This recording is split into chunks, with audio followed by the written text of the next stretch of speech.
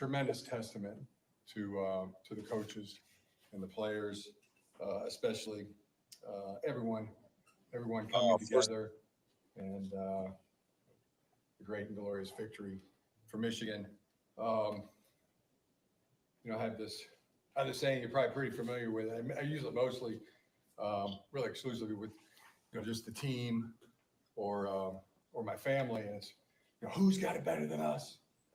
And proper response is nobody.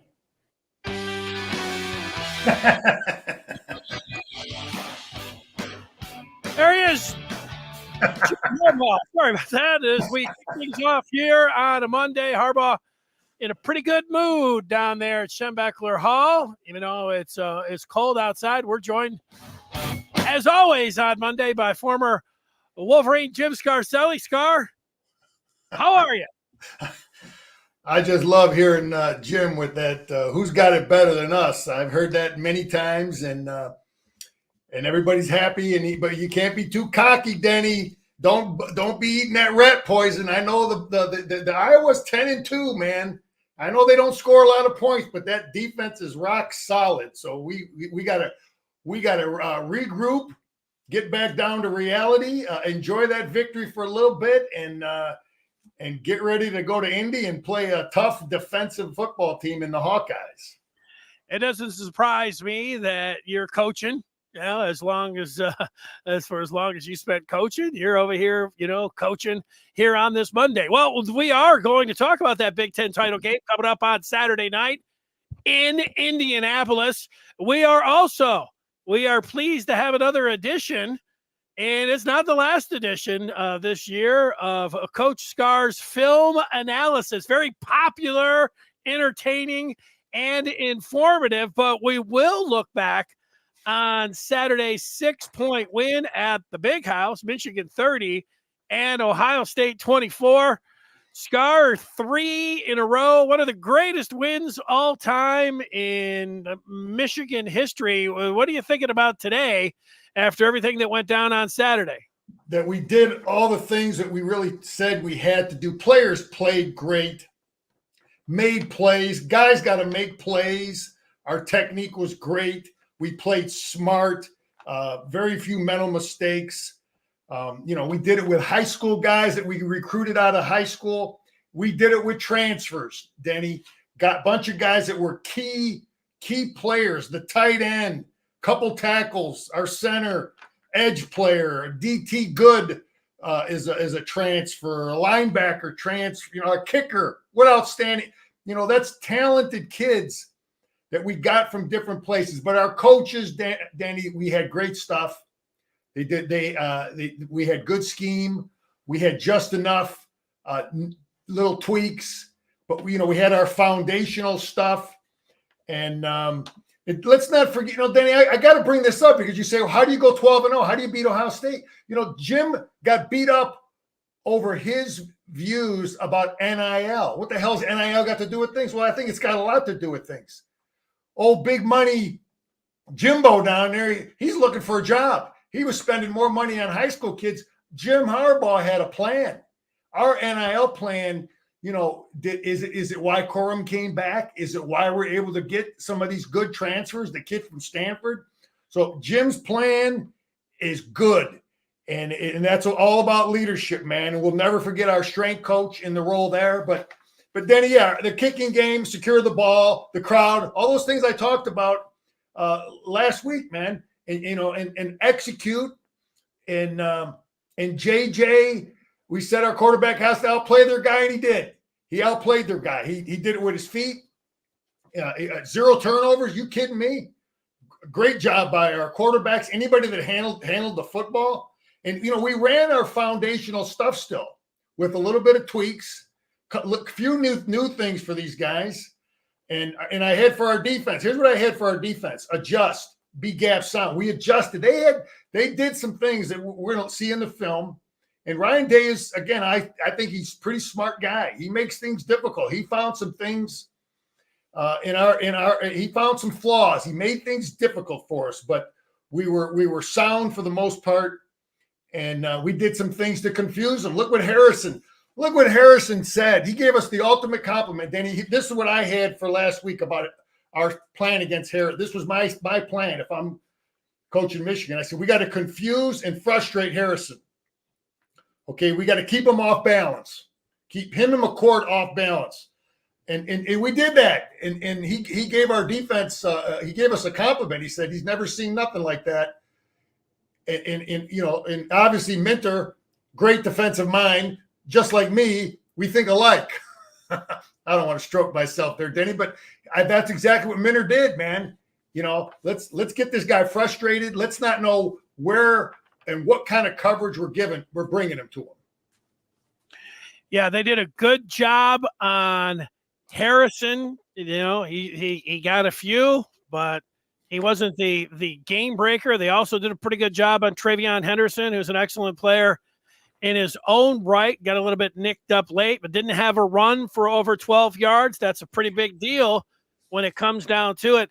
Man, you can go up and down that roster, up and down that coaching staff, and all the different things that you said from the fans and everything else. It's a Monday to I'll just tip my cap to everybody, Michigan, to go out there and win the game under the circumstances that they had to win it. Really, really impressive. One for the ages. I'm still sitting here. I was a little bit not lost for words, but just a little bit going through it.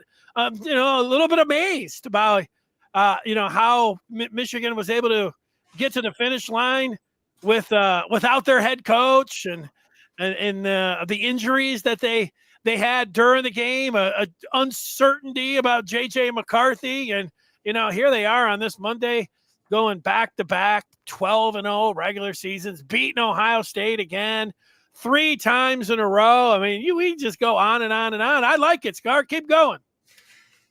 Danny, we beat a very talented football team, man. I mean, these guys are you watch the film of these guys. God, they just rotate 8 dudes in on that defensive line that are 4 or 5-star studs, big, strong dudes, man. Linebackers, and good players, man. Their offensive line was huge and tough, and tight ends, and it's just the difference is so small. And it was a combination of all those little things, man, coaching and technique and being creative, our creativity was outstanding, using Donovan to throw the football. Those things mattered, man. But the bottom line is you can't turn the ball over. And that's the greatest thing our offense did. They didn't put our defense in a bad position. Ohio State is good on offense. They drove it on us. Sometimes they went through us like nothing, running it, throwing. Some of those drives was unbelievable, but they had to go the whole way. And our offense was great with that. And we created the 1 turnover, which was a factor, and our guy makes a kick, their guy doesn't. We make a 50-yarder, they miss. So it was just a real close game, man. And they got the 2 turnovers, the one at the beginning from Will Johnson, and then the one to seal it at the end from Rod Moore. Listening to you talk, I agree, about the creativity. They had a lot of like what you would say new age football, and I would point to going for it on 4th down 3 times and being successful. And then they also had like some of the old standbys that Michigan goes by, and that is running the football and knowing your identity. And they did that down on the first 4th and 1 when everybody that was watching was like, all right, this one's for sure going to Blake Corum. And sure enough, it did. And almost every time, except once when they peeled off and they threw it to Colston Loveland and were able to convert big time. They're at the end of the game. I mean, they're at the end of the game. There's a lot of coaches and analytics and everything else that you don't want to run this ball up the middle, or and I know you said maybe they're doing it for to spot the ball in the middle of the field. You might be right, but they were also playing to their defense. They're like, hey, we'll kick this field goal and we'll get a stop on defense, and that's what they were able to do. And there's a lot of people. You watch a lot of football now. You say, absolutely, you don't want to do that. I think about the the Lions against the Chargers a couple weeks ago when they're like, we are going for it, here down instead of kicking some field goal. Of course, it was a tie game, situation there, but it worked out for them. That blend of creativity, old school, new school, all of that, new coach, no coach, all of it. Yeah, because that fourth down was, we made it by inches. The first one where Corum timed it up, his jump. We'll look at that on film, and we made it by inches, and then we get the same situation, and we got the wisdom and the courage to dump it out to our tight end and Denny. Those things, that's what I'm talking about when I hear these offensive linemen always say, "Oh, we got to knock them off the ball. If you can't make a yard, BS." Your play caller still has to put the defense in conflict occasionally, because that makes the defense honor some of that pass stuff. Something that bugged me. Roman Wilson, you make the comment about these guys, not being tough. I tell you what, did Roman block any of those linebackers over there? Because every linebacker I saw for Ohio State was tough. All them defensive linemen were tough. Them offensive linemen the front 7 players for Ohio State were tough. Their safeties were tough. Maybe, listen, they play some corner covers, okay? Guys that don't really tackle so much. I wished he would have been specific as to which player he thought was soft, wearing the Gucci or whatever he was talking about. I just didn't like hearing that. If you watch, Harrison, some of those before the games, he looks like he's got that, he's dressed to the whatever, the nines. He's got that Louis V bag that he. Oh, well, he's a pretty damn good player, but I thought they were a tough football team, and they were physical, man. And Denny. Hey, it happens, Scar. Now when guys have played their last game, they'll go back and they'll take shots at the other team. I don't really like that either. Like, I think I'm a little bit old school. I don't like planting the flag, at midfield and, all of that kind of stuff. But there is the narrative, and, we have said it, and there's plenty of fans over the last 2 years, not so much on Saturday, but the last 2 years, if you were given one reason why Michigan prevailed in those games, which is, it's kind of stupid because there's so many things that go on in football, but toughness, Michigan's toughness was the thing that was put out there. And you remember after the first year, because Ryan Day, heard it and then all off season, he's like, we're going to be tough. And then last year, Michigan did it to him again. And they did do it to him, talking about the physicality and running the ball. Michigan ended up running the ball more. And for what was it, 22, 23 times now in a row, the team that runs the ball better, you can say the tougher team wins the game. But when Ohio State tied the game up at 17, they ran it straight at Michigan, right down their throat. They showed that they had learned a little bit about. They worked on a run game. Hey, Denny, I tell you, when I look at this game, I think our defense was good enough to win. Kicking game was better than their kicking game, but our offense really had a good game, man. When I look at our offense, we put the most points against that defense all year. So our offense was, I'd love to play defense with that kind of an offense that secures the ball and can put some drives together and do what they did against that defense. Our coaching staff, offensive guys did great. JJ and our running backs and Michael Hard, anybody that touched the football was key, because I played in that game where we turned the ball over in bad position, and it's tough.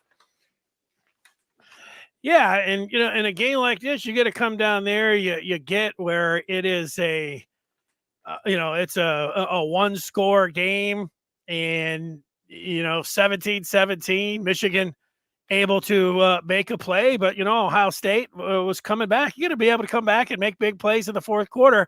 Obviously, Michigan was able to do that. They really were. So that's why I go back and give them a tip of the cap again for that game. They made the big play at the end, being able to get that interception with Rod Moore. Didn't want to see any passes going into the end zone to Marvin Harrison. No, not at all. With under 30 seconds to go and a chance, for Ohio State to win the game with a touchdown. But Michigan, they relied on their defense and the defensive. There was, they always talk about complementary football.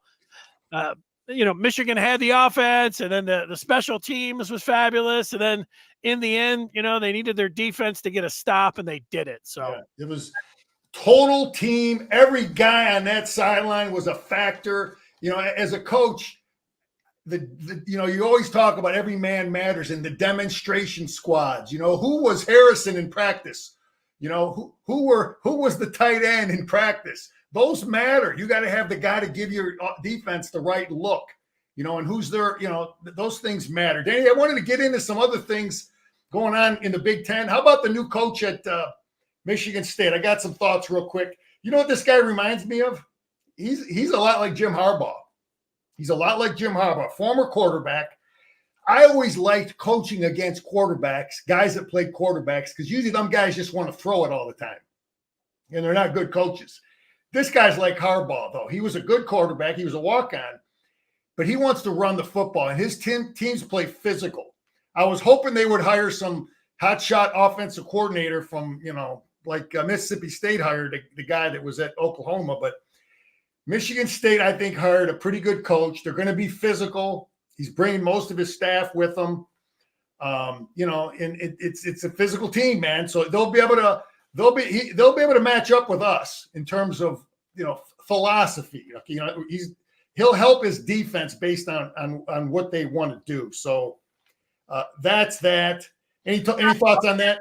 Yeah, I'll be interested to see. I mean, there's a lot of people that have had some experience with Smith. It's hard not to get away and look at the last John Smith that they had, John L. Smith, and see this guy. But I wonder, he had such success recruiting, being up there in the Great Northwest, Polynesian football players, and if he's going to be able to continue that pipeline in the East Lansing. I mean, that's one of his things that he's been able to hang his hat on, that pipeline. So that's one of the things I'll be interested. Well, Michigan State has a history though too there with the Apizas, and they've had a history of that too. Danny, some other things going on. We got chaos in Columbus.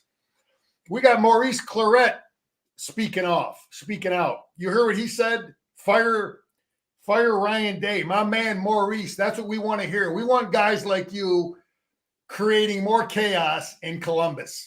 Okay, we had it with Brian Greasy a few years back. We had it with Amani Toomer and Braylon Edwards.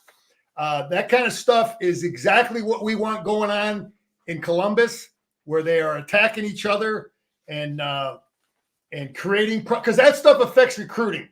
Listen, I get it. I'm a former player. I just mentioned Greasy and Braylon and those guys. I get it. I would just call the dang guy myself or see him. If I get it. We've been down that road. But it does affect recruiting, Denny, when you got former players speaking out. And it creates more chaos, and it does not help recruiting. Yeah, I always like former players, anyone. I like them to be honest. You're not going to find many people that really like Maurice Claret that are Ann Arbor fans. But what I've seen from him over the last 3 or 4 months, he's just been honest about what he thinks about sign stealing. He wasn't necessarily just, it's weird because, you get 100 Michigan players, you get 100 Ohio State players. You ask them about, advanced scouting. It seems like all 100 Michigan players are all just going to be lining, getting, behind Michigan, and then the other side with Ohio State. That's not what Maurice Claret has done. He's been like, look, I know they're not going to let me into the Woody Hayes thing, but this was my opinion. He didn't think it was all that big of a deal about scouting. I love him. We love him, Denny. Well, no, what I'm saying is, I hear you. Get rid of the pom-poms and everything, Scar. And, if you think about Brian Greasy, I'm glad that he spoke up. You know what? There was a time, there were a lot of people that agreed with Brian Greasy and thought that there was time for a change. And, he was using his platform. So I applaud Greasy for doing that. Yeah. He ended up like anybody else that wanted Harbaugh at that point gone. But you know what? It was not a slam dunk like everybody. Oh, let's bring him back. Let's bring him back. There was some room there for some dissenting opinions. So, not everybody always needs to toe the company line. I appreciate honesty. I hear you. We got Tom Allen finally out at Illinois. I think he had the toughest job in football. The Houston job is open. Texas A&M got the Duke coach. I'm glad he didn't go to East Lansing. That was the one guy I did not want to go to East Lansing. New Mexico job is open. How about Rich Rod doing a great job at Jacksonville State? He might get a job, Denny. He might get a job at one of these places because he had a great year. Louisiana Monroe, Terry Bowden got canned. The Duke job will be open. I wonder if Sharon Moore, like a Duke, that someone might call him for something like that. Yeah, I don't know. Like, if would I take the Duke job if I was Sharon Moore? I might want to wait around for a year or two. His name is not hot, that's for sure, but it might be hot enough to just take over for Michigan. Yeah. When Yeah. Harbaugh's ready to, I would hold tight if I was Sharon Moore. Danny, I got to bring this garbage up because it's going to be out there still, and people are talking. This is my view. The Big Ten, NCAA, this gym set suspension and where the spy stuff stand. I believe this. I believe it's over, and it's going to be something that's going to be pushed by our enemy. Okay, just like they got chaos in Columbus, I think our enemy is going to want to keep pushing this stuff like it's still out there, and it's going to come from Columbus mainly. So it hurts our recruiting. They want to keep trying to attack Michigan, say that, there's more punishment coming. There's more of this stuff down the line. I think that stuff is just going to be propaganda coming from our enemy. That's what I believe. Well, there definitely will be propaganda coming from the enemy. But the one thing is that I'm not ready to just go ahead and, act like because 2 weeks ago, here we are. It was, a couple of days before the Michigan State game. I got to, see the Connor Stallions story. Then, I got to go for a couple of days before the Purdue game and, Stallions resigns. And then we've got, prior to the Penn State game, where you can't get a temporary restraining order. Then, the next week you think, okay, now then Partridge is fired. And then, every week there's been something here. So anybody lining up and saying like, oh, Michigan's in the clear, it's all about everybody else using propaganda. We don't know. Like, we really don't know.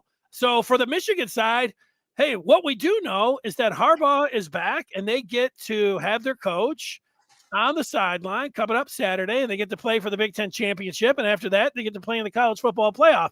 Anybody talking about anything beyond that, sure. Former Michigan players like you and Desmond Howard, they're going to stand up and they're going to stand behind their coach, but you don't really know what's going on there. Just like as much as the people on the other side with the propaganda acting like this thing is going down. Hey, I'm going to take a step back and just look at it all as entertainment right now and wait to the offseason. I do think that there has been a mountain out of a molehill, and I do think that they will. If it's going to play out, it likely in the off season that it could just go away. But I'm not 100% sure about that, Scar. That's the thing, So I get it, but that's weigh in on both sides. But I always hear everybody, I'm going to wait for all the evidence. Well, we don't have all the evidence, so weigh in, but just make sure. Let's just you want to talk about it, but. Let's wait till the off season and see what's next. Yeah. Just Danny, a couple thoughts quickly about the college playoff real quick. Hey, listen, we got to win out. Okay, then we're in. I think we want Georgia to win. We want Georgia to be 1. We want to be 2. I want Washington to win. I'll play Washington tomorrow. Tomorrow I'll play Washington. Okay. I want Michigan versus Washington. I want Florida State to win. We want Florida State to win. We want them at 4, and then it's over. That's the best scenario, I think, for Michigan. I don't want Texas in there. Texas is a good football team, okay? I don't want Alabama. If Alabama beats Georgia, they're going to be in, and Georgia will be in. And their defenses are good. I'd rather not play either of those defenses if I have to. I'd rather go against Florida State, Washington, and I don't want to deal with Texas. I don't want to deal with Texas. I don't want to deal with Ohio State again either. But the best thing, in my opinion, for Michigan is Washington and Florida State. Yeah, I agree with that. Michigan would run all over Washington, and they got the defensive backs that they get to hang in there. But number 1, I would want to play Florida State. Without their quarterback, that would be the one. So that's it. But having said that, the Rose Bowl, Michigan against Oregon, I could see that happening. What a game that would be on January the 1st. So you can't control that, but sure. I mean, if you'll be rooting for Washington, and then obviously you want Florida State, to get over there and win through. But they could easily. Oregon's a big fat favorite in that game against Washington. Yeah. So most people think that the Ducks, myself included, are going to win that ball game. Yeah. So we'll see. Denny, Iowa, real quick on Iowa. Okay, don't buy the point spread. That's poison. They're really good on defense. We struggled moving the ball against them last year, 2 years ago, until we hit them with the halfback pass, Donovan throwing it, and then we got them on an RPO. JJ was in the game, but we had a rough time moving the ball. This is a 10-2 team. They're physical. Their scheme offensively is unique. They're the only team in the Big Ten that runs the stuff they run. They're going to have the best blocking tight ends that we've seen. So schematically, it's something different. We'll be in our base a lot. We'll have a lot of 3 defensive linemen in the game, I think, against this team. Now, they lost McNamara. The quarterback has probably started maybe 8 or 9 games. He's a big kid. He's not very mobile. He's a big, strong kid. He's a straight drop guy. So, he's not going to run around and do a lot of things with his legs. They're going to run the zone play and do a good job with that, inside, outside zone, and the boot pass off that. Those are the 2 best things they do. You got Cade McNamara and all's over there, Denny. They know our defensive communication, maybe some of the language we use on the field in terms of how we communicate with each other. Some of those things our coaches have to think about. And we got guys banged up, man. I think McGregor's banged up. I think obviously Will Johnson is banged up. I think Michael Barrett's a little banged up. We got anyway. Defensively, they're good.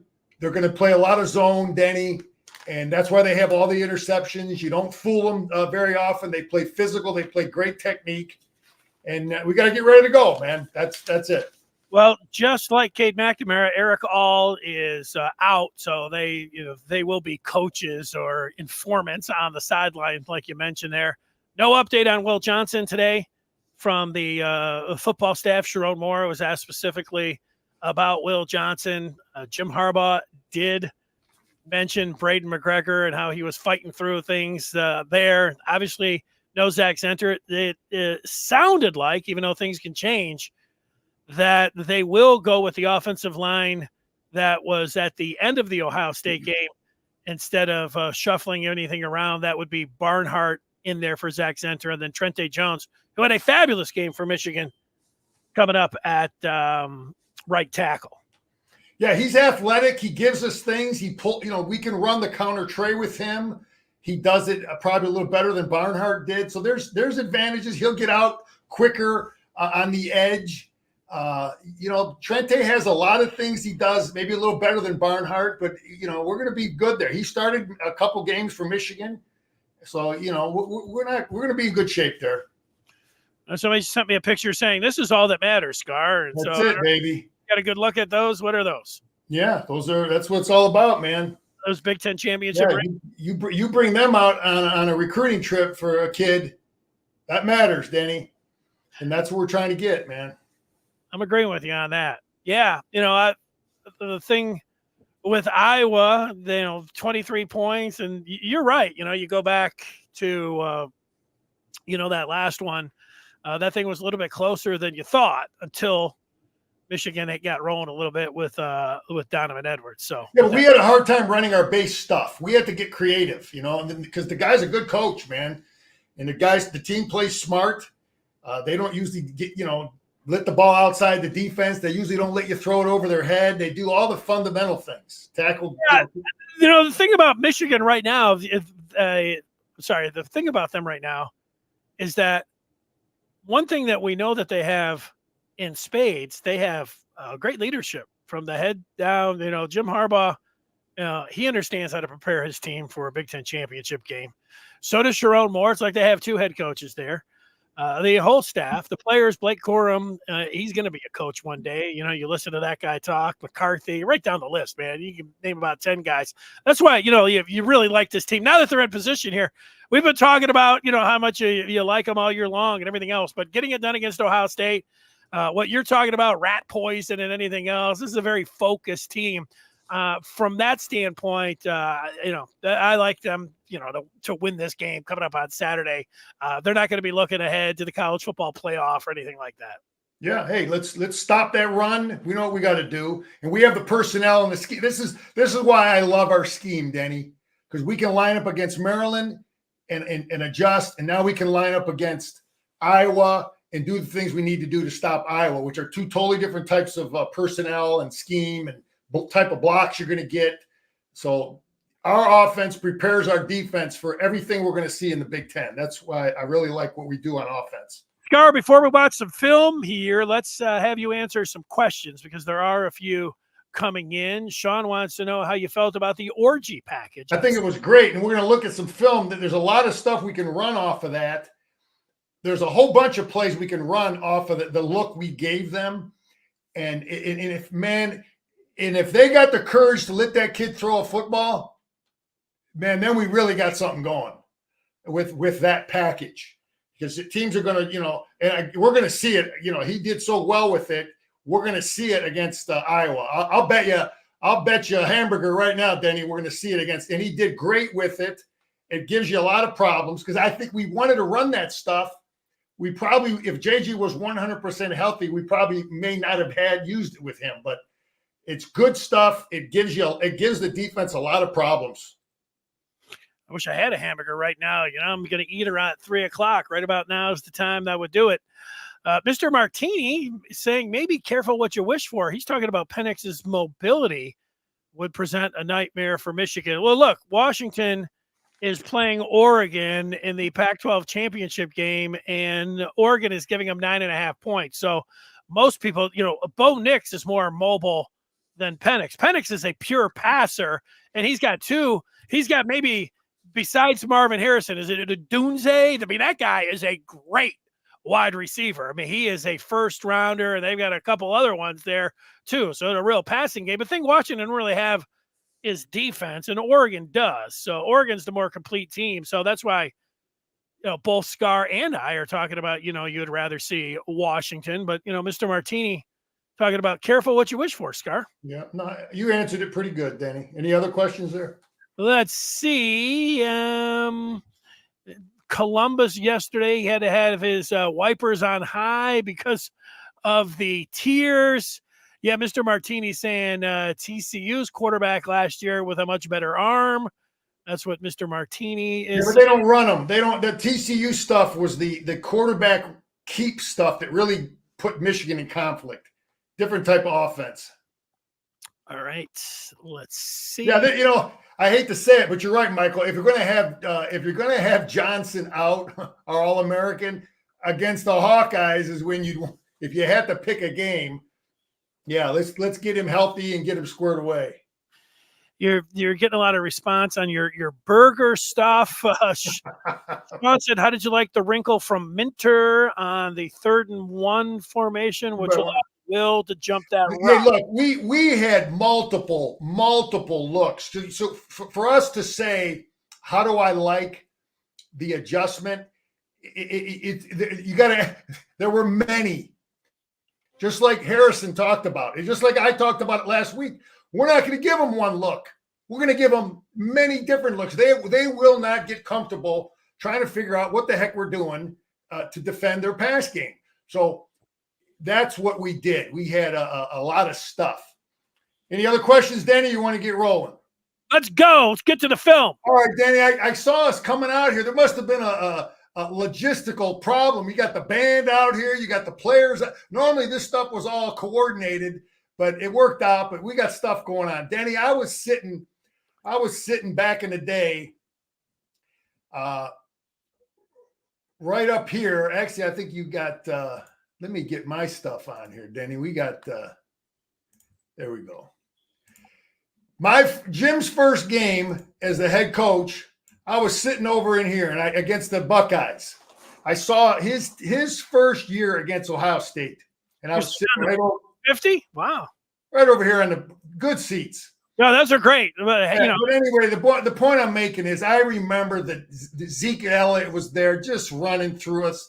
And you look down the field and it's like, God, we might have had 2-3 guys that could start for Ohio State's offense, and we might have had 2 or 3 that could start for their defense. Okay. You watch that game Saturday, and that's not the case. That's not the case. Jim has recruited, but Ohio State still has great players, but you know, we are right there in the front 7. You know, they had the best receiver on the field, but our running back was just as good, if not better than their guy. Our quarterback was better than their guy. So it doesn't happen overnight. And I saw it happen now, you know, and Jim has changed it and turned the tide, man. So that's that. Yeah, it's a great point, Scar. You know, you think about Marvin Harrison, just all the great players that they have, but then you go over there and you start going Corum and Donovan Edwards, and then the player that Jim Harbaugh said he's our Travis Kelce today. You know who he was talking about? Loveland, I'm sure. Yeah, that's who he was talking about. Yeah, I mean, he's a kid. He's an all-around player now. He had a hard time blocking Saturday, but he's the threat and the problem, the matchup problems he is. Anyway, this stuff is a smart player. And you got to look at Michigan now. There's little things that you got to look at the film. Our players see something. Watch these 2 guys I got circled here. They're seeing something, Denny. Look at them pointing. You see them pointing right here? Yeah. What are they pointing at something? They're seeing something. This guy here sees it too. What did our coaches see? What are they feeling? That's coaching. That's smart guys. And he, you know, and he knows he's got help over the top. Johnson does. So he jumps on this thing, but listen, you got to have great athletic ability to make this play, but there's an intelligence thing going on here too. To jump in front of that thing, that's a heck of a play. And that was the one turnover that was huge, led to 6. So I'm putting it on intelligence, coaching, and I'm not quite sure. Do we believe Benny got a little mitt on this thing, Denny? I don't know if he did or not. It's hard to. I'm going to take another look at this other angle, but you know, here's the big fella. This kid's really getting better. It's hard to tell. I don't know if he nicked it, but in the line of fire, and that's great job by both of those players. Good stuff here, Danny. Oh, go ahead. Sorry. You want to go back to that play? No, I just want to say, you know, like you can't minimize that one. Like the last interception obviously sealed the game, but that got everything going for Michigan. That interception on Ohio State's, you know, third offensive series there in the first quarter. Yeah, unbelievable. You know, and it leads to points, man. Yeah, right here. Here we are. You know, Danny, we got the ball on the 6-yard line. We ran it 3 times now. We're on the 1-inch line. And we come out with we got 89 over here. So we got this is old school. Schembechel's looking down, loving this. We got a big tight end here. We got the big fella in there at we got Jones over here as a right tight end, and then we've got 18 here. Okay, now we're running our isolation. Okay, correct gap. You gotta see how they're lined up to know which gap to isolate. So right now, the lineman is looking at our line is seeing how they're lined up. These 2 guys are seeing which gap are we going to isolate. So Bredesen is reading it, and Corum is also feeling it. And which gap is it? They can see that this is the unmanned gap. So that's where Bredesen is looking to get to. And look at Corum, though. At the last second, Danny, this is the stuff this guy does. He's making it look like he's going to take this thing out over here. So he gets this linebacker to bite up. Okay, this linebacker, if he feels it and hits this gap, he might have stopped this play. But Corum just gave a little pump fake, a little head fake, and now he cuts it back inside. And it's ripped in there. But there's a lot of little things going on there. Nothing easy against the Buckeyes. Ran it 4 times in there to get in there. Good job by Zinter blocking there. That's the run game, man. Run game. All right, Denny, I guarantee you when our players came in last Monday, Minter said every single defense we run, we got to know where 18 is.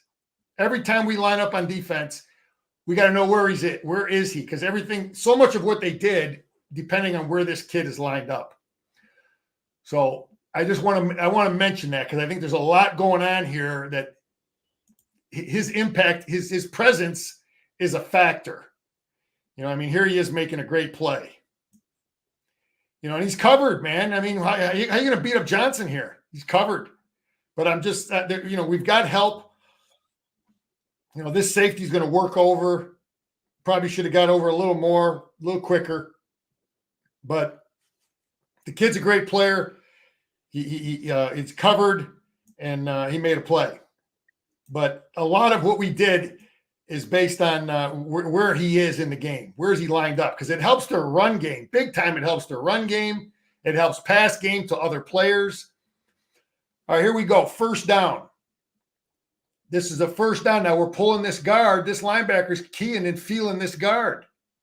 Okay, this is our Travis Kelce, or is that, I can't tell which guy that is, but it's first down, Denny. And this is what I loved against Jim Knowles. You got to throw the ball on first down. You got to throw it on first down. So this is scheme. We're pulling our guard. The linebacker's going to vacate because he sees the guard, and we dump it right in there. And that's our guy. This kid's going to make a lot of money, man. Yes, he is. He's a mismatch problem, and this you know what I mean by this scheme, Denny? How we're pulling the guard, how that linebacker's going with that guard. He sees Keegan pull, so he doesn't know if this is an off tackle play. He has to honor it and step up. So now once he realizes it's passed, it's too late to get out of there. You see that? I do. So that's good. Here's OSU. I got 1st and 10. Again, 1st and 10, 1st and 10. And you're going to, OSU, I got them circled as tough. Anyway, we get the first down, but we're throwing the ball on first down. Got to do it. These are some. Yeah, that was against tendencies, wasn't it, Scar? I mean, it's just, we have to do it against Jim Knowles. He forces you to do it. He forces you to throw the ball on first down. Okay, this is a new formation, I think. I don't remember seeing it so much. Maybe some of our listeners will say, but this has got to be timed up right. This is 4th and 1 down here on around what are we at, the 30, 39, and we get enough movement. And Corum just, this is weight room. This is recruiting an athlete. You got to time that jump up just right. And it's just a game of inches, Denny. Look at that thing. But he times it up good. We get enough movement, and we get good seal down here. There's no penetration off the edge. In the past, we've had our tight ends right on the line of scrimmage. Now, this is a new formation. I don't remember seeing our tight ends off the ball here with the receivers up on the line here. But we had it for this game. Obviously, we run the pass later with our tight end, but we do seal it pretty good, and we make the first down. How'd you like him diving there, Scar? You like that? I mean, you got to secure the ball while you're doing it. You can't, because it's not, he can't fumble it there. It's not the goal line. You know what I mean? Yeah, I mean, the thing that I looked at there is that you're putting an awful lot of your faith in the ref to give you the spot there by jumping, but it worked. Yeah. They got it, but they got it barely. Yeah, listen, our tackles, Denny, I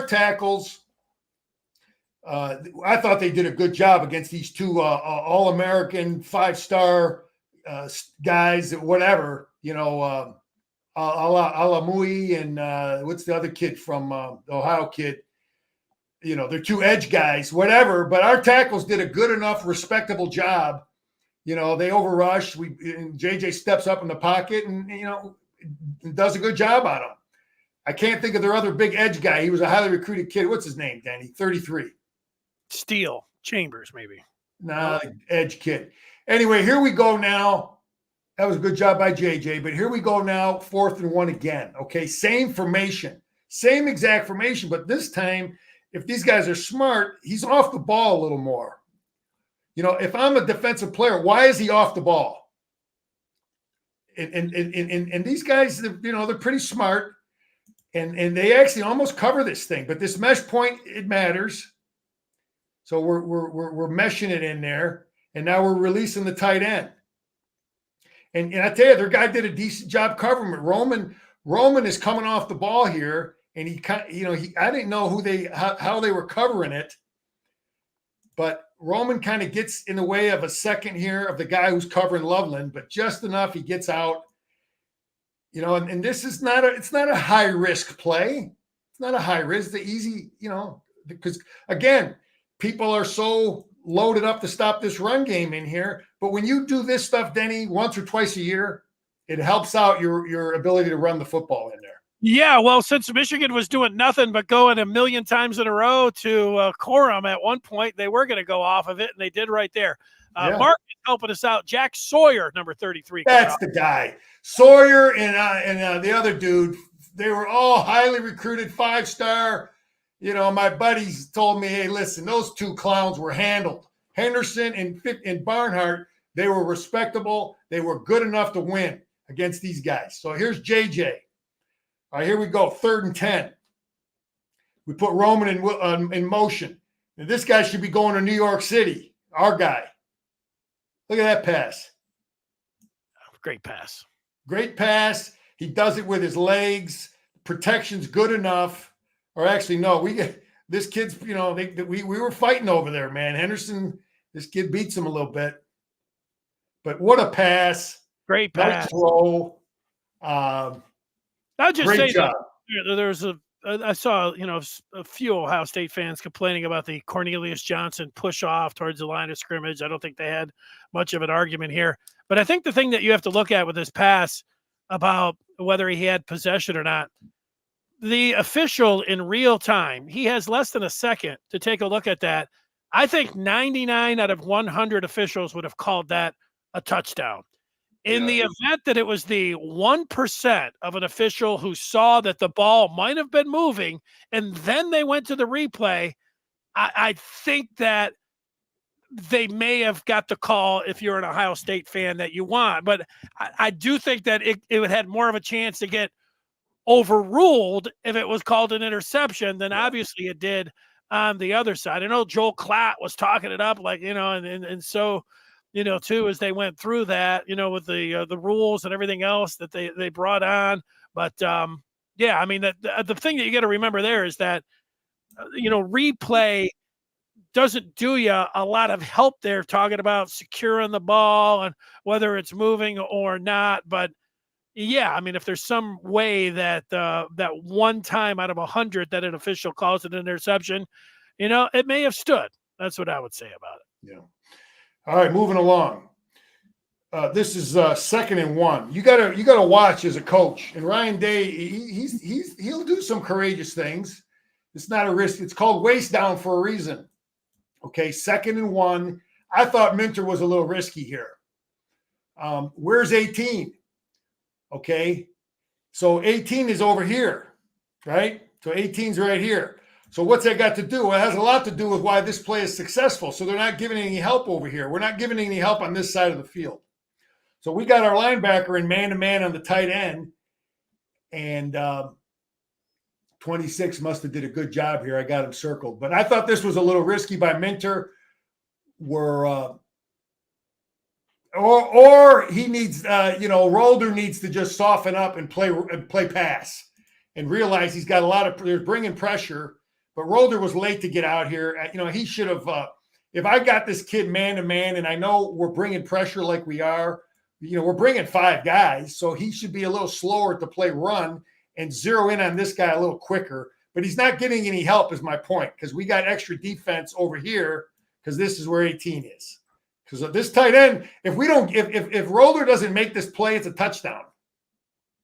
There's nothing behind him. So anyway, that's the impact of 18. You got it? Yeah, Stover's a really good football player, and so after that, he's a big, tough kid. He's a good tight end, man. I know he is. This is Ryan Day now, 2nd and goal. This is tough, man. He puts this guy in motion at the top, guy in motion at the top, and he gets us. We got a problem. He runs this guy across the formation. They got the mesh point. They got run here with the back. They got quarterback here. Anyway, we don't get there. He gets caught in the wash. Our safety gets caught in the wash. He can't get there, or corner. It's a good scheme. I give Ryan Day credit. This is not easy to defend, man. People want to call him an idiot. That's tough stuff right there. Yeah, I don't know about an idiot, That's Yeah, I get it. But the guy does some good things on offense that are hard to defend, man. So anyway, that's difficult. We're really in a bind there. All right, here we go. Got to make plays. You got to make plays. I said that on Monday. We got to make plays. Players got to make plays. Coaches can only do so much. Yeah. Again, I got NYC, Danny. You know what I mean by NYC, right? Yeah, let's go. New York City pizza by the slice. No, this guy, JJ, should be there for the Heisman. That's what I mean.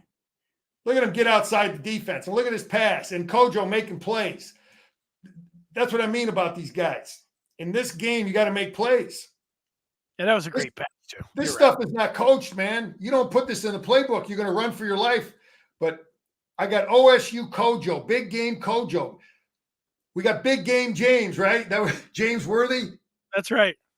We got big game Kojo, man. He plays against the Buckeyes. Look at JJ. Look at this. I mean, Barnhart's he's doing a decent job. He gets outside the defense and he throws a dime. That's making plays. You can't. That's not coaching, man. No. You recruit players, man. All right, look, moving on. That must be really hard too, Scar, because you don't see many. You rarely see that on any level where the guy's throwing it down the sideline like that. It almost never happens. Yeah, it's a they're going to get out of bounds. OSU, they got some stuff. They kept rotating guys in here, man. They got some players in here, man, that are 52 better matchup for 33. Like I said, the Penn State guys were a tougher matchup for our tackles, especially for Barnhart. This kid here was a better matchup for him. Sawyer. He's blocking them, but now Zinter gets I don't know. Zinter overcommitted to an inside move or something here. I'm watching it, and he just overcommits to an inside pass rush. So, okay, where's 18? Here he is. We need some inside push. This is too much time if you're to cover 18. We get good outside. The problem with having good outside edge rush sometimes is the quarterback steps up in the pocket. And sometimes we'll have a mirror guy. Denny, I'll tell you, sometimes we have a guy bull rushing and mirroring so he can come off on the quarterback. Remember I've mentioned that? Yes, you have. Sometimes we'll have these guys bull rush so they can fall off either way. Mason Graham has done that many times, but this time they both go outside rushes, and I know there's a big seam up inside the middle of the defense, and he has time to throw that ball. So that's a good play by Johnson to tackle him, because that would have been a touchdown if he doesn't let him get up behind him. But anyway, you got to think about those things with your pass rush, because anyway, we got a chance to play again. So the kid's a good player. Yes, the kid's a great player. I hope he's talking about he doesn't know if he's going to go pro. Are you serious? Did you hear that? They all say that right now. I mean, he's going to be a top 5 pick. There's no way. We need him to leave Columbus. He gone. These dudes here, Denny, these guys were tough to rush. We had a hard time rushing on these guys unless we stunted, unless we did some scheming. So when we rushed 4, we had a hard time getting pressure on them. So I've got Sanistro here, and this is a good tackle. And he does it again. All these little things are coached. He doesn't hit him in the helmet, right in the shoulder pads. And the officials luckily didn't make a call on that because he didn't hit him in the helmet. Good job with coaches. And, I always got to point this out because every time I look at this, I always see Michigan guys giving a better effort. Danny, here's a 52-yard field goal. Okay? Yep. And look at, our guys always give the effort. This, look how hard they're jumping, they're trying. And their guy misses it. A little later, our guy makes it. So their guy missed the 52-yarder, and our guy made it. All right, here's the orgy package. I thought it was kind of gutsy, but, they've seen this kid do it in practice for so long, so our coaches have faith in him. He ran it a little bit at times during the year.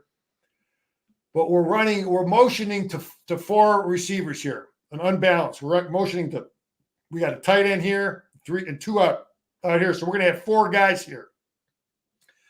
So there's a lot of stuff we can run with this. If Michigan if I'm defending Michigan out of this formation, and that's why I think we're going to see it against Iowa. You got jet sweep. Okay, we can hand the ball to him on jet. That's what I thought was going to happen. Yeah, that's one option. Yeah, he'll reach. We'll block here like this, and then we also got a blocker here on the linebacker, whoever. So we got jet. You got quarterback. You can fake the jet, and you can run your quarterback this way, right, Denny? Yeah. You could run the power like we did with JJ. You could block down with our tight end, and there's a lot of things you can do with this. But if we get the faith in him to throw the football. So these guys have to honor it. They just can't come flying up and, to stop run. But anyway, we run a power counter away from it. So we're going to pull the backside guard and tackle. So anyway, defense must honor the QB jet, just like I talked about, sweep, strong, inside power, all that stuff. They got to honor all that going this way. Okay, and now what do? We run counter tray. We pull backside guard and tackle. And, this play it's actually perfectly blocked because Ohio State does a good job. They're going to bounce it. Their guy is wrong arming it. And then and we just block it, man. And Orgy reads it. So, our Keegan has to read it and they're wrong arming here. So he's got to try to pin him. And now Henderson has to read that block. And he's going to either kick out, and he's allowing him to kick it out. So Orgy just reads that Henderson block and takes it right up inside there. So it's a great job by all 3 of those guys. All 3 of those guys were outstanding. This scheme is outstanding, and Orgy read it perfectly. But again, Denny, when we have the ability for Orgy to throw the ball right here and the coaches are comfortable or throw it here, man, that's a hell of a package to defend now. So yeah, you almost feel like against Iowa that he's going to throw the ball when he comes in there because everybody will be playing the run. Well, listen, there's a lot of stuff that's tough to defend that we haven't that I know we have in. I know we got all that stuff in here. Right. Like I said, all this stuff is in, man. You got power. We can pull here like we did against Ohio State and lead him through and run him right in there. We got jets. There's a lot of stuff that you run off of this play that they have to honor. So I love it. And he looks like he's been sitting there for an hour cold, and now he looked like he's ready to go. But this guy's got some brass cojones, man. 50-yard kick. Our guy makes it. Look at that weak effort by them. Our guys, I don't know, whatever, man. Our guy makes it. Their guy misses. And they are big athletic. Here's another big athletic receiver here. Or that's Harrison. We got to get him tackled there. I mean, that tells you how this kid is a big kid with this kind of athleticism. Again, but maybe Johnson's limping. I don't know how bad his ankle is. But that kid is a big athletic dude, man. Here's 18 again, impact versus the run. What is his presence? How's it impact the run? Well, we got to honor him. Little bubble screen, he's an impact because we got guys maybe, slow to run support. Safety's looking to go over the top. Safety's looking to go over the top of this thing to worry about this guy instead of flying up there. You understand, Danny? Yeah, I do. Yeah, so his presence is huge on so much of what we do. This is a bad drive for our defense. We talk about having that flat wall, and the Buckeyes are big, strong, and they make it tough here, man. They're getting movement. They're blocking us, man. Yeah, this was the response. This was the one that said that you're calling us soft. You say we're not tough. And then on this drive, they said, we're going to show you how tough we are. It's because they got some tough guys, Danny. Yeah. You know, I wish Roman would have been specific as to which player he was talking about, because, you know, these are tough football players for Ohio State right here. They're moving us off the ball. About 18. Okay, well, he didn't play against him. I thought maybe he was talking about one of their corners or something. But they're getting movement here. They're moving this guy. They got more pushed out of here a little bit, and then they get up on our. We're not attacking this thing. We need to meet him here. And they get him. They get him blocked. That's not good. That's not Michigan. And we're not lined up here. We're not lined up right. And I'll give Ryan Day credit for this. He comes to the line. He comes to the line fast before we can get a defense in. And we're confused. Okay. Joel Klatt decided to blame Kenny Grant here. I don't know if Joel is right, but I can't say he's wrong. I can't say that he's right. So I would just say that our defense is screwed up. It could have been that because we're running a slant here, a pinch here. We got an A-gap player here. Kenny is A-gap here. That's the way he decides to go. And Joel thought that was wrong. I don't know that he's wrong. I think maybe Isaiah Stewart's or maybe Stewart's supposed to be in here because he's coming off the edge. He's coming here and he's coming here. That looks like a defense that we have run. Now we got every gap covered, but we got no one in this gap. So for whatever reason, it's not a sound defense because we're not lined up. There's a communication problem. Anyway, Denny, what kind of a recruit was Loveland? Recruiting, I got recruiting USA in the world. Jim goes to Germany. He goes to North Dakota, South Dakota. What kind of star was Loveland, I'm going to say he was a 4-star, but heck, maybe he was a 3-star. I'll take a look. It's not crucial, but that's just that's the Michigan recruiting base when we can go up there. And Jim is and shown that we got guys from Africa, we got guys from Germany, and all over the place. And I got 52 here. What did he do? Oh, he blocks him. He pins this guy in. So people want to beat up 52. He makes he pins this guy in here. So that's a good job by Barnhart. 4-star. He was a 4-star, huh? Yeah. Mm-hmm. Okay. Well then, here's more JJ. He needs to go to New York. What did he do here?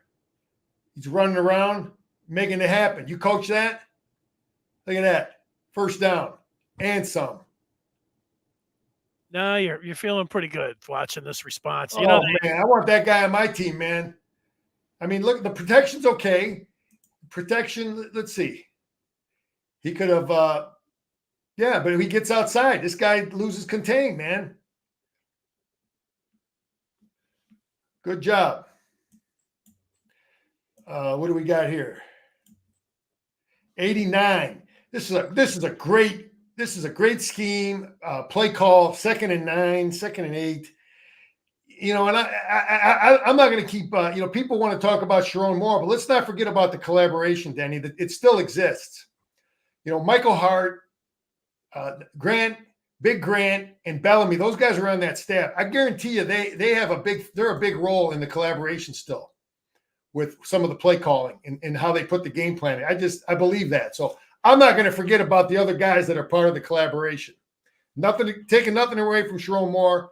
I just think that these guys are also part of the because that's how my staff worked. It was always a collaboration, but he hides it real well. And it's a tight end delay, tough play to defend. The linebackers don't see it. I think that it's just well coached, man. So much deception going on here. And it's very well designed. And this kid makes it happen, secures the ball. Great job. It's a tough throw and it's a tough catch too. Like you don't see there's such a short proximity that he puts it on there.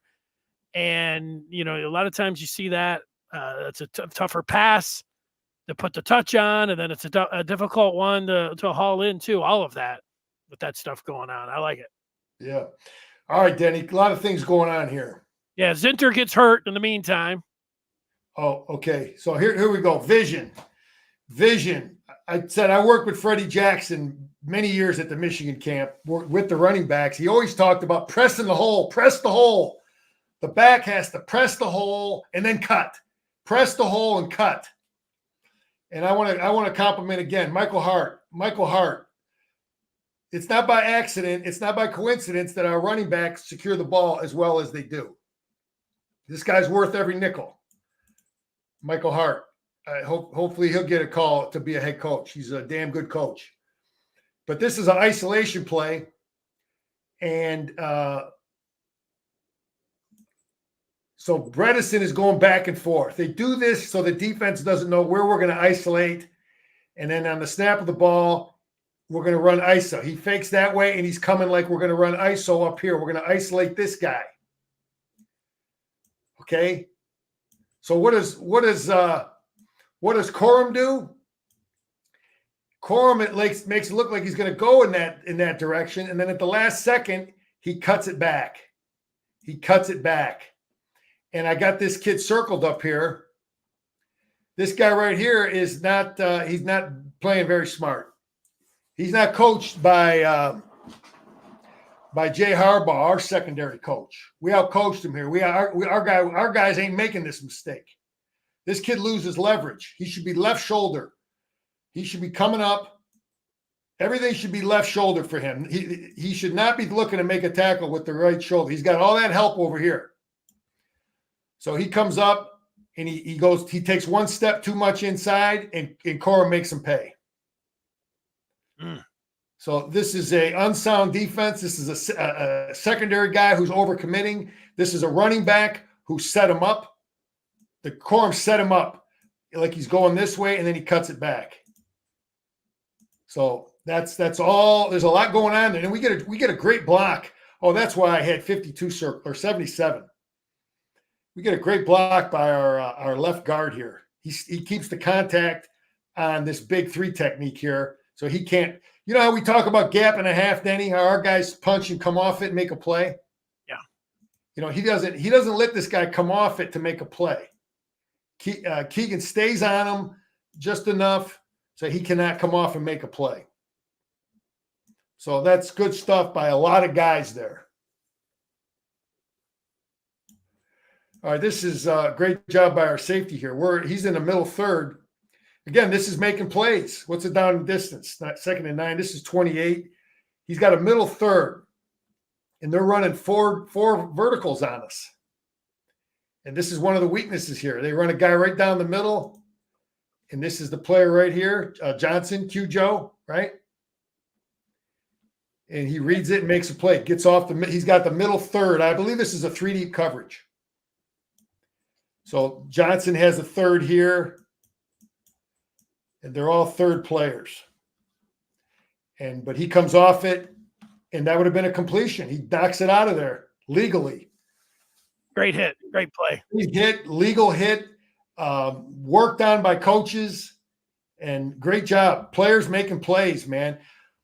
I got this guy. You know who this guy is right here? No, he looks like no, can't spot him. I don't know. Can't get a read on him. That's Urban Meyer. Okay. Here's my thoughts. Here's my thoughts on this guy. Listen, I'm not beating up Don Brown, but this guy here, he never faced the defenses that we've been playing the last 3 years. We got a whole different scheme, a whole different philosophy, and it's just tougher. It's better. And we would have been a lot better against this clown if we had this defense. And I thought he was headed to East Lansing. He's got that green tie on. I don't know, whatever. But this is a smart player here where he collides with this guy. But this guy here, Jim got his offense matured and finalized and figured out just at the same time this guy got out of town. And we got our defense right. So those are my thoughts for him. Anyway, Denny, a lot of stuff going on here, man. This is a well-designed play. Okay, why do you think they ran this with him under center? I'm going to explain it. This is our tight end. This is our Swiss Army knife, number 7. You want to beat this guy up, he does a lot of things, man. This guy does a lot of things. What's the down and distance? 1st and 10. This play is run on 1st down. It's not run on 3rd down. You run it on 1st down, this halfback pass. Okay? So why did he pitch the ball, Denny? Why do you think they came under center and pitched the ball? Slow developing? No, what that's cheese right there. You see that ball? Yeah. They all see it. They all see the ball. Okay? There's a lot of things that have to happen for this play to be successful. The offensive linemen have to come out with low, flat backs, just like they would if they're running sweep. We can't pass. You can't stand up and pass protect. I got low helmets here, right? Yep. You can't stand up or the defense will see it. They'll smell a rat. So you show them the ball. You show all these guys the ball. They see the ball. And what's Donovan doing? He's running forward. Okay, what do a lot of teams do? What did when Penn State ran that throwback last week, their running back he got depth, and he was more lateral and got depth. That's why McGregor should have felt it. But our guy he's coming forward, which makes it tougher for them. They're selling it. We're selling it. So he's running forward, and it really sells it. And then at the last second, he gets control of the football and he makes the pass. But Denny, there's a lot of stuff here going on, man. And this kid makes the dang play. So Loveland is, he's got to come down like he's blocking, right? You just can't release, so they're going to feel it. So he's got to take an inside release like he's blocking down on a 5 technique or this guy. But so he's looking like, line has got to be low, and Loveland looking like he's blocking. And I guarantee you one of these guys had Loveland. But for some reason, this dude way over here recognizes it, and he finds, or this guy back here.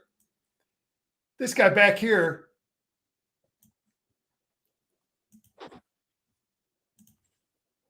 No, I got the wrong dang guy circled. I'm screwed up, Denny. It was the safety. Yeah, I'm screwed up. The safety made way to get him. Anyway, the safety made the play, but that was a well-executed play from a deception standpoint. Helmets were low.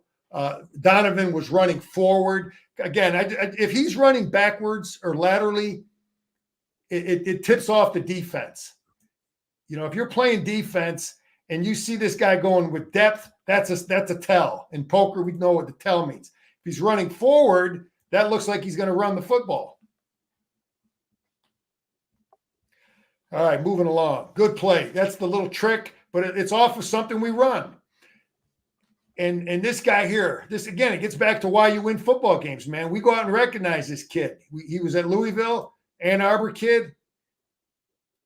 He makes it, man. He makes another kick. Kid was outstanding. Outstanding pickup. This guy's no stiff.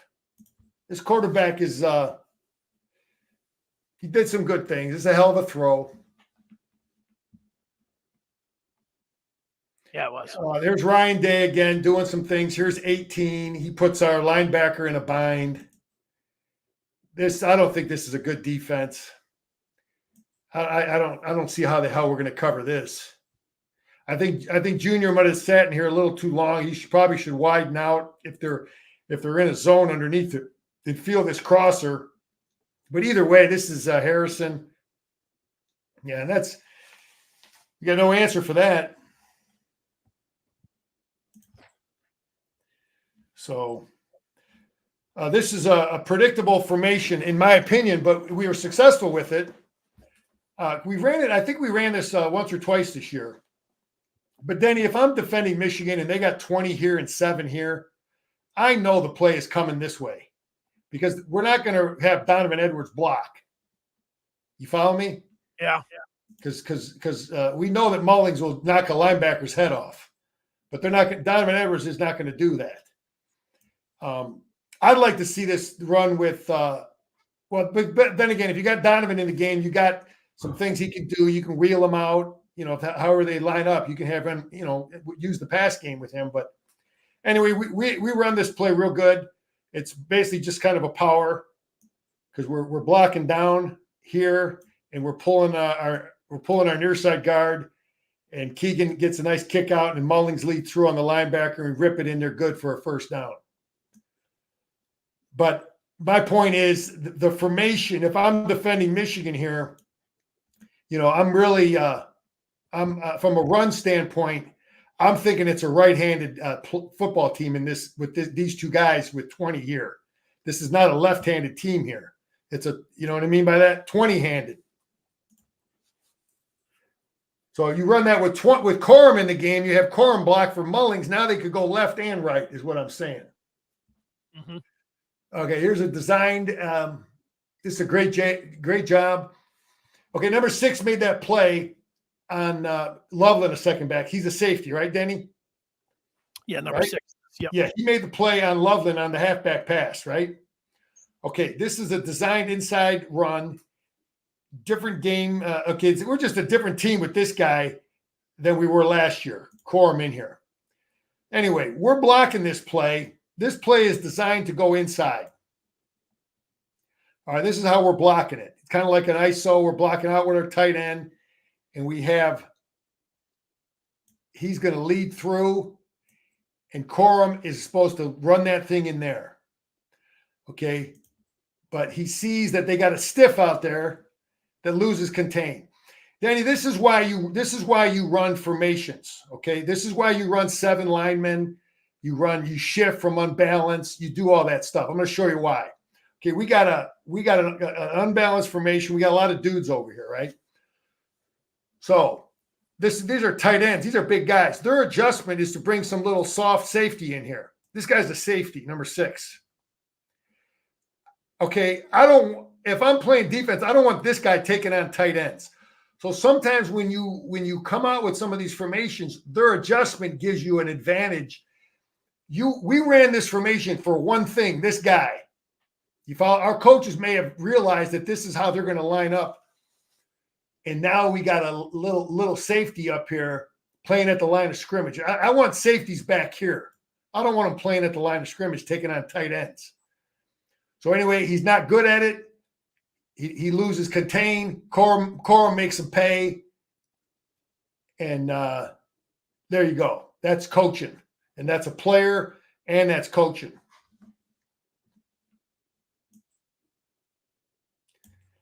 All right, what do we got here? A couple more plays. Yeah, a couple more plays. That's the ball game. Four pressure with a stunt. We're able to get pressure, in my opinion, when we stunted, but just straight up rushing, we didn't get much at all. Here's Graham and Moore getting some pressure here. The kid makes a throw, though, man. God, still makes a throw. If I'm playing defense here, I don't know, man. If I'm this guy and I have a flat, I might be a little deeper knowing where 18 is. But we let him throw it over there. The hell with this little short stuff. I would be breaking on not letting them do that at this time in the game, but we allow it. Denny, you work on hurry offense, but you also work on hurry defense, getting lined up quickly. Hurry is end of the game stuff, running fast, running plays fast. That's what we used to call it. But we're not lined up here. We're screwed up. We give him a gift. He's got too much time to throw. We're not lined up. So this is a mistake by Minter and our coaches not getting it in time. You see Graham running around here? Yeah, they weren't ready. No, it's a gift. There's no and that, this is a catch, because if he fumbled it and our guy got it, I would be expecting the ball. So it's a good call. And now here we are. We stunt. We get great execution here. And this is an Ohio guy making this catch, so that's got to be great. But we do a good job executing this stunt. And Harold knocks a guard over and makes a play, and great job by Moore. And we're celebrating, man. Don't get no better than that. Doesn't get no better than that, man.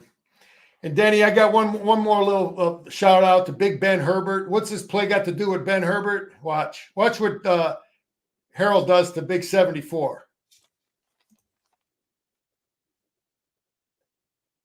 Just knocks him over. That kid needs to get on the leg press a little bit, huh? 74. Yeah, I gotta say, Scott, I don't know if anybody else was thinking this, but I saw the fumble. I may have looked away for a second, and then I looked at the TV, and they had that there was a flag down, and I thought that they were going to call a hero for a late hit here. Well, no, Denny, here it is again. This is the coaching. This is the stuff Elston works on. This is the stuff they work on. Look how he engages this kid. I mean, look how he engages him. He engages him low. And then, again, back in my day, we would have face planted this kid. Right. He has to roll down and gently lay the guy down. That's terrible, but that's what you got to do now. Yeah. Look at how he's got to engage this quarterback. I would have gone right for the head. Well, I'm just telling you. And he has to go down here by his rib cage, and then he's got to lay him down. Terrible. Anyway, that's that. And we're good, Denny. We're good. Yeah, great win. Tip of the cap. Great defense there. The offense did their job. Turner and Doman. Turner 3 for 3 field goals, 52-yard average. Doman laying him on inside the 5-2. Huge. It's that was a win for the ages. With everything that was going on there, Ohio State wins this one, man. It was going to be rough for Michigan, and yet now here they are. Everything's still in front of them. I could sit around talking about this game, all day. It's great. Yeah, it was a total team effort.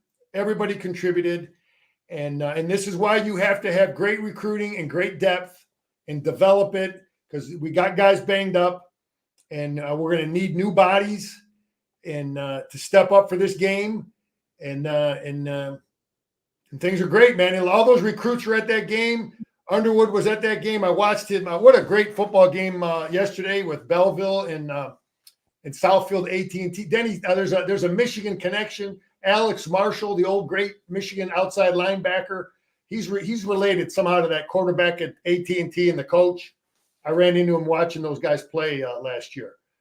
But great game with Southfield, and then Bryce Underwood with Belleville, and we got the running back linebacker Beasley. Yeah, I just love watching good high school stuff. And Michigan's rolling. Denny, I'm fired up, man. I'm fired up. Everything's rolling. Harbaugh's back. We got 4 back in the lineup, baby. 4 is going to be leading them out. So all is good in the hood. Scar, what do your friends say about recruiting Ohio? Michigan's going after Underwood and everything. Hopefully they're able to get them. Do they need to go down to the Buckeye State and, pull some players out of there, or what?